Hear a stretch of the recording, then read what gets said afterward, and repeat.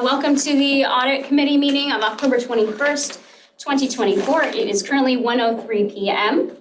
Any members of the public who would like to make a comment during the public comment period, you will be given 3 minutes to do so. At that time, you can raise your virtual hand, or anybody in the room, currently we have none, can raise your hand and you'll be acknowledged at that time. Thank you. At this point, I'd like to call the October 21st, 2024 Audit Committee meeting to order at 1:04 p.m.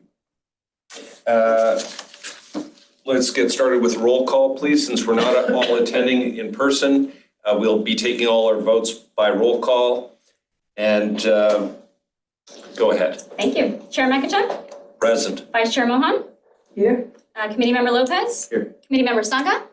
Present. Thank you. We have all committee members present.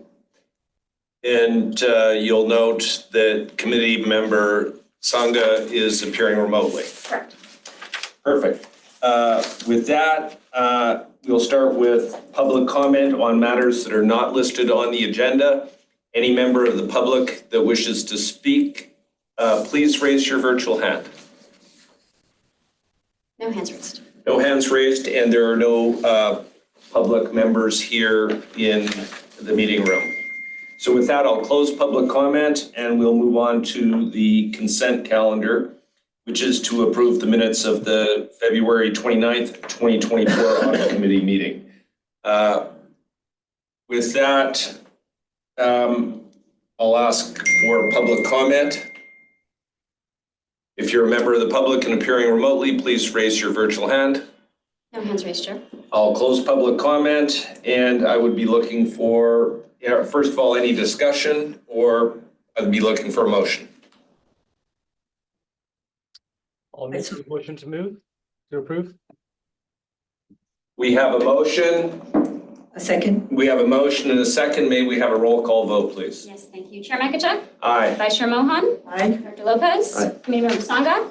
Aye. And that motion carries. 4-0-0. Next item is our regular calendar. Item 2, Silicon Valley Clean Energy Financial Audit Kickoff. For this, I believe we have a staff report and then a presentation. Amrit. Thank you, Chair.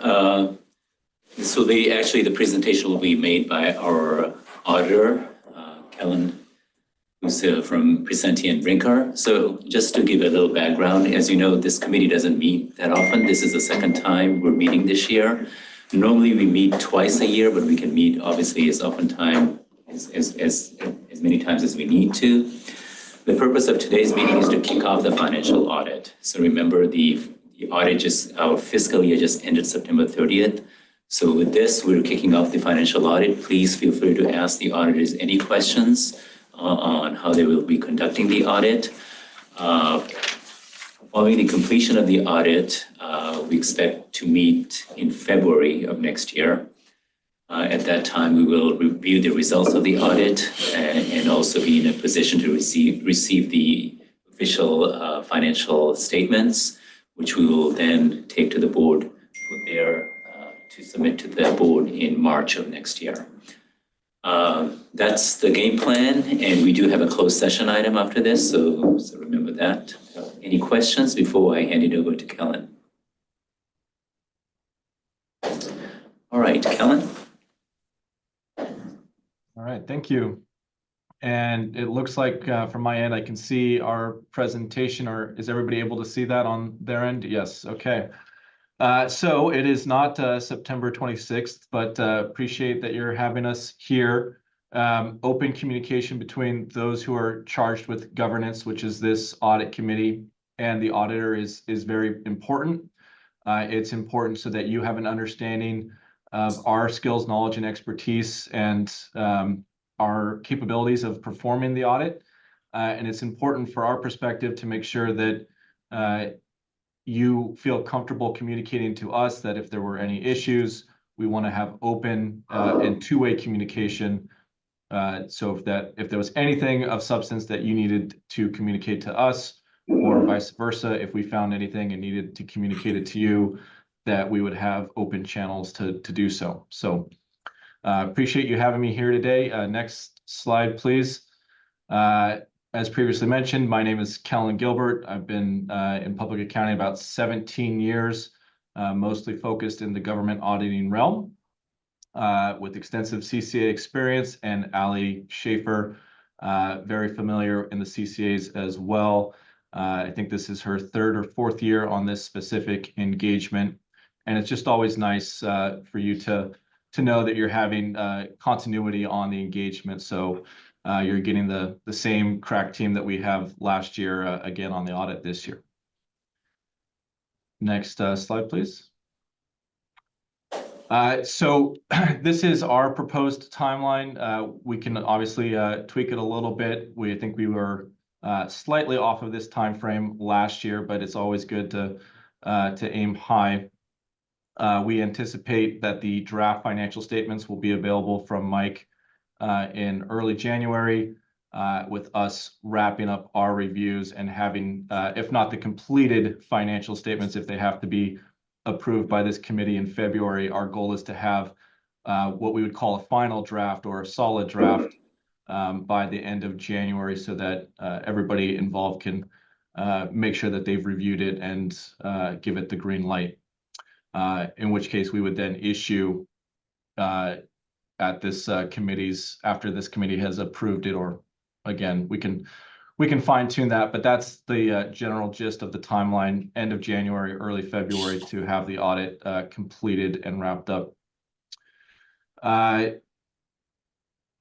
We're happy to, I think in what we've done in the past is we've met with the audit committee chair to facilitate any questions prior to the audit committee meeting. Again, this is just to help improve that two-way communication so that we can discuss openly any challenges or any issues with the audit, and the chair can communicate to us if there's any issues specifically that they'd like to hear about. Next slide, please. And this is what I believe is the most important slide. This is just a really great reminder for everybody in the room what the relative responsibilities are over the financial statements. So management is responsible for preparing the financial statements. So management is responsible for all the underlying financial transactions. They're responsible for the system of internal controls that oversees those transactions, and management is responsible for the complete and unbiased footnote disclosures that are contained within the financial statements.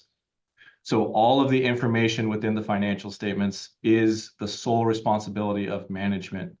Us as the auditor, our responsibility is to express an opinion on whether or not we think those financial statements are free of material misstatements.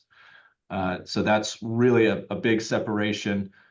Really, we're performing on a test basis, double checking the numbers, the notes, but the overall accuracy of the financial statements and all the underlying accounting information within the financial statements are the responsibility of management. And we perform our audit using what's called a risk-based approach. So that requires that we obtain an understanding of your processes, accounting transactions, your industry, and then we use that risk-based approach to determine what sets of tests and procedures we're going to perform to, again, gain comfort over all the information within the financial statements. And we do that by a combination of analytical procedures, confirmations, tests of year-end balances, review of reconciliations. All of the above go into our procedures. And lastly, we evaluate the adequacy of the disclosures. So we're looking to make sure that all the required disclosures are present, and then we're also looking to make sure that that the disclosures only contain accurate, relevant information, and that there's not any unnecessary or biased information within those disclosures. Next slide, please. So the SAS 114 pre-audit communication, of which this is part of, this is again open two-way communication. but we will also follow this up with a letter finalizing our risk assessment and communicating that to you. And that will be sent directly to the audit committee. We noted here we will send that in early October, but we wanted to have this meeting first, so that will be sent shortly after this meeting. Next slide, please. So again, as I mentioned earlier, our audit is a risk-based approach audit. We're going to, and we have started to refresh our understanding of your organization's operating characteristics, practices, policies, procedures, and we want to make sure that we have clear and documented internal controls, specifically over those significant accounting cycles and business processes. Next slide, please. And this is just a rough overview of some of the significant accounting areas. Revenue recognition is always an important area for us to test. We test that in conjunction with accounts receivable. We test a sample of customer billings. We relate cash to the total cash received during the year to the total revenue, looking for any large discrepancies. We look at cash received subsequent to year end, again, to substantiate that accounts receivable at year end. And then we also look at the pattern of revenue recognition throughout the year to make sure that that's being recorded consistently. Next slide, please. Some other areas of significant focus, cash. It's a very easy area to audit, but also very important to every organization. So we want to make sure that that exists and is valued correctly. So we'll use confirmations to do that. Accrued cost of electricity.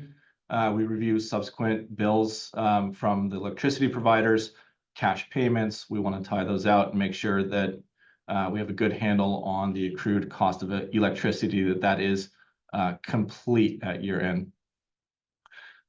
We do a historical review of allowance for doubtful accounts. We review management's estimate through recalculation. As I said, look to see the historical trend, making sure that that allowance is adequate and not under reserved for. And we also test other liabilities through review of contracts, subsequent disbursements testing, which is where we look at outgoing cash after year end and trace those back to the related or underlying invoice to make sure that all the amounts that should be recorded at year end are in fact recorded. So again, that's another completeness test for liabilities. And lastly, that I mentioned earlier, we read the disclosures, compare those against disclosure checklists and our understanding of the industry to make sure that all the required disclosures are there, that they are complete and that they're accurate and not containing any unnecessary information. So I think that was the last slide. I went through that pretty quickly, but I'm happy to answer any specific questions that you have on either the timing or the process or anything in the presentation. Thank you. What is your expected date, audit report date? So that's something we can definitely work to confirm. I don't want to contradict anything that was just said. Our target date was the end of January, but if it needs to be approved by this committee prior to us finalizing the audit, we would wait until your February audit committee. If it can be finalized prior to the audit committee, we can do it that way as well. But I can firm up that time frame with Karen and Emirates. Okay. This is the the kickoff, and would you just confirm that you and everyone at your firm is independent of Silicon Valley Clean Energy? Yes, we are 100% independent in fact and appearance. Excellent. Who do you see as the users of the financial statements? We see the ratepayers and the public, and also your partners, the energy providers, anybody who you're doing business with. But I think our priority would be the ratepayers. Okay, and we've got a rating, don't we? Yes. Credit rating. Credit rating. So are the credit rating agencies are key users of our financial statements? Since they're relying. I just want to make sure that that's on your radar screen and we're all on the same page. Yes, absolutely.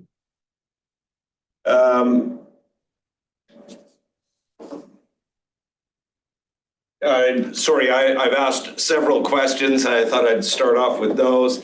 And what I'd like to do is have other members of the audit committee ask some questions. And then what I'd like to do is take public comment and then bring it back. But there's no decision required today. There's no action required. So other questions? Sure, a couple of questions. Is there anything different that you're doing this year relative to last year? Yeah, we will perform a number of procedures. One of the audit requirements is that we maintain an element of surprise so that we don't perform the same audit year over year. So there will be a slight difference, but we haven't quite finished our risk assessment procedures yet. So I can't speak to any major differences between last year's audit and this year's audit, especially until we get the draft numbers. But it will be similar to last year, but it will not be the same. Okay. One other question. You call this a risk-based approach. Yes. How or why is that different from any other approach? Yeah, so a risk-based approach, it isn't different. That is the required approach that professional standards says that auditors must take. So the difference is, I'm going to date myself, it's probably been 12 or 15 years now. That used to be more of a balance sheet approach where the auditors would just come in and beat up the balance sheet or statement of net position and really wouldn't focus on the statement of changes in net position as much.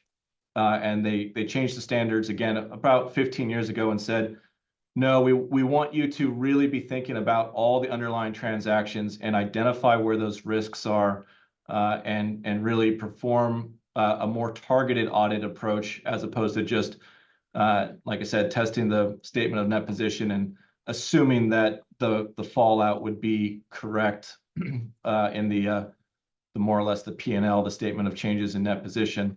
And so that's why it's called a risk-based approach, but it does not mean that that you guys are risky or there's anything unusual here. That's just the approach that we're required to use. That you're required to use because of the nature of this business? No, all financial statements audits are required to be a risk-based approach. That's just the terminology that we use in the audit field. Generally accepted auditing standards? Yes. Sorry, I had to get that one in. More questions? No, I'm done. Thank you. Colin, when will your risk assessment be completed?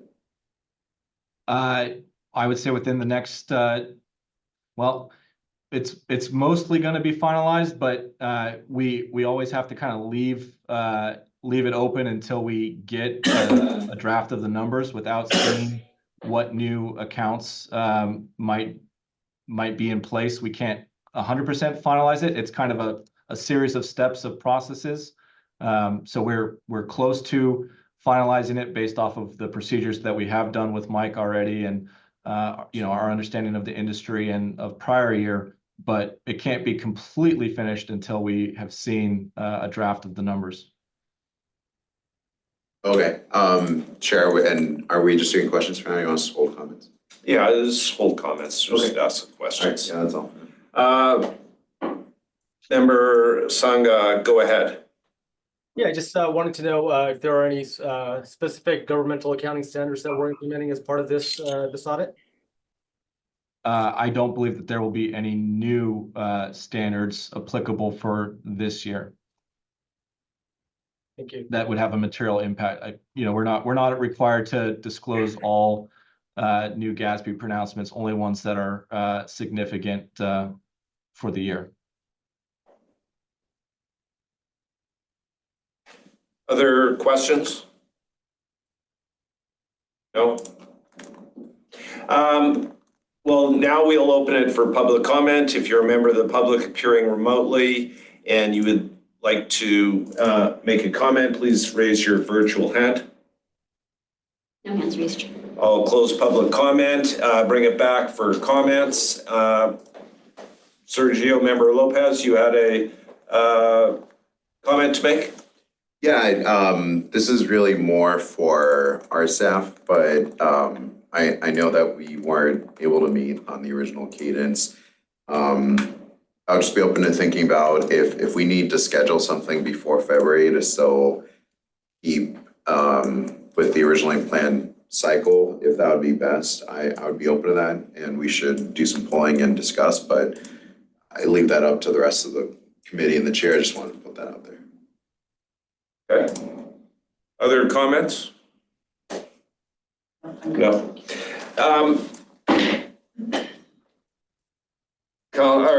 Member Sangha, comments? Nope, none from my end. Thank you.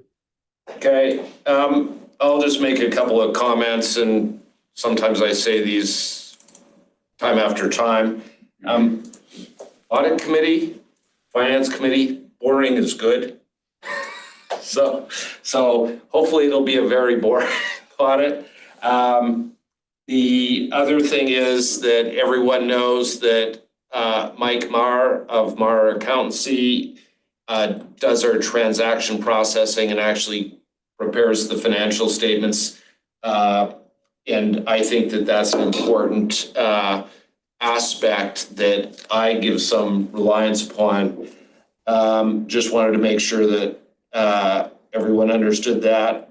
And it makes it a really true audit where they do everything and Vicente and Brinker come in and they look at it. And I think as well, Mar does several other CCAs that you also audit. So to me, it's all good. Those are my only comments. Anything else from anyone? No? Are we good? We're good. Are we good? Okay. Yes. All right. Thank you for your time today. Thanks, everyone. Thank you, Kellen. And also, I appreciate the interest, the flexibility to stay on schedule. So with that, item number 3 is SVCE policy review update, and this is a discussion. And our general counsel, I think, is going to lead us in this. Is that correct? Over to you, Michael. Yes, that's the plan. Thank you so much, Chair. Here today to give you a brief update about something you may have heard about in some other spaces, but wanted to talk about it here because it touches on all the policies of the organization. We are going through a process to sort of update those policies and kind of put the information at the right level, whether it's board approved or in a new staff approved standard. And the process of the policies is going to differ depending a bit on the substance of the policy. And so generally the policies are going to be going to XCOM in November for discussion and then to the board in December. However, the finance related policies are going to be going to the F&A committee in November as opposed to XCOM, and then we'll go along with the others to the full board in December. So I wanted to flag that. And some of the policies aren't being changed. Yeah. XCOM is executive committee? Yes. Sorry, I just had to make sure that we're all on the same page with the terminology. Thank you, and I'm sorry for interrupting. No, that's okay. Appreciate the flag, and sorry for the shorthand. I was just going to flag at this point, we're still going through the process, but it looks like a handful of the policies we're not planning to change, including the debt limitations policy and the reserves policy this go around. But many of the policies are being updated. So wanted to let this committee know and flag that, again, the financial related policies, including our records management policies, will be coming to the F&A committee for discussion next month. Okay. Anything else? I'll open it up for questions. Questions from the audit committee? Is this something you would do every year? Yes, we're gonna sort of schedule in regular updates to all the policies, and part of this process is identifying a cadence for those. A number of them will be updated every year. Others will be updated over a longer period. But yeah, we're going to continue to kind of refine and hone them as we go. Can I add just a follow-up to that? So we hadn't been reviewing these every year, Director Mohan. So this was something that was flagged at a finance committee that we needed to re-look at all of our policies. We had some policies on the books that were a bit outdated. And so this is kind of a attempt to start fresh with our policy, have less policies that are approved by the board, and have many more internal standards with controls. So, but then once the board approves these new, it'll also have a cadence of review, like our energy risk management policy has right now. Yeah, makes sense, but because I didn't remember going through this last year. Yeah, this is the first time. Other questions? Yeah, I'm glad we're doing this. Could you give an example of the kind of criteria you would use in deciding whether to update a policy? Just as example. Yeah, definitely. I think some of it is changes based on changes in law, and that the kind of things you see in a HR handbook that get updated regularly. Other ones are things we thought were a good idea several years ago, but looking at them now, doesn't make sense to do them. And so sort of clean up on some things. And then other pieces, sort of as Monica was saying, are starting to add in some controls as well as some additional operational flexibility so that we can do work efficiently without having to necessarily bring stuff back to the board for approval. Give Monica an opportunity to delegate some of the authority that she has to staff so that she can, focus on other things. Those are the types of things that we're thinking about in terms of updates largely. Okay, great. Member Sangha, questions at all? Yeah, just wondering, are there any policies that are planned perhaps that would fall under the purview of this committee? I don't think we're making significant changes. We're making changes to the accounting policy, and in there is, related to the establishment of this committee. But at this point, I don't think there's any significant changes proposed there substantively that this committee would have an opinion about. Okay, those are the questions at this point. Any more questions? No? Well, at this point in time, I'll open it for public comment. If you're a member of the public appearing remotely and you would like to make a comment, please raise your virtual hand. Hands raised. I will close public comment on this item. And we're going to have a closed session, but before any committee or staff remarks. No? Okay. With that, we're going to move to closed session, which is a threat to public services or facilities. And at this point in time, I'd like to open it for public comment on the closed session. If you're a member of the public or appearing remotely, please raise your virtual hand.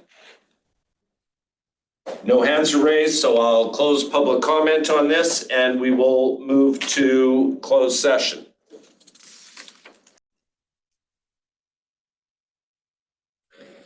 Hi, we're back from our closed session and there is nothing to report from our closed session. And we are not sure when our next meeting is going to be, but it will be adequately noticed. It'll be sometime in January, February. I appreciate the comment. If we have to adjust the meeting date, there's some flexibility there. With that, if there's nothing else, then we will adjourn at 2:30 p.m. Thanks, everyone. Thank you all for showing up or for being on remote. You feel better, Monica? Yes. Thank you. I feel much better. Thank you. Bye.